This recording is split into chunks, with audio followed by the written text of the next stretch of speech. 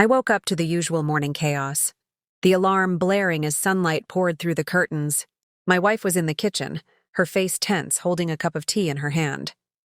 She looked at me with an expression I had come to recognize as a mix of suspicion and fear. "Are you going to divorce me?" she asked, her voice trembling slightly. I paused, staring at her as if the words had already been spoken somewhere else. Then I said calmly, "I already did," and walked past her without another word. The silence that followed was heavier than any argument we had ever had. I could hear her chair scrape against the floor, the sound sharp in the quiet kitchen. I didn't turn back. I didn't want to see the hurt in her eyes anymore. It had been building for years, and somehow I had reached the point where I no longer cared to pretend. My mind replayed the nights of suspicion, the late-night messages, the constant feeling that trust had evaporated between us. On my way to work, the streets seemed unusually empty. Or maybe I just didn't notice the usual bustle.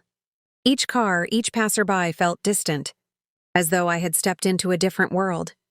I kept my phone in my pocket, avoiding the messages I knew were waiting from her. Please. Explanations, accusations, I didn't need them. The decision had been made long ago in quiet moments of resentment and broken promises. At the office, my colleagues noticed the difference immediately.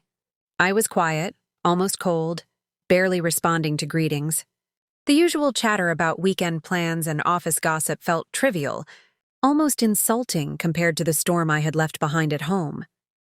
My mind wandered constantly to the confrontation, the words that had been said, the emptiness that followed. Cheating had been the spark, but the fire had been years in the making. During lunch, I sat alone, scrolling through old photos of us. There were moments of laughter, holidays, simple dinners, memories that now seemed like someone else's life. I realized how deeply I had buried my anger and disappointment, only to have it surface in the cruelest of ways. I didn't feel triumphant or guilty. I felt numb.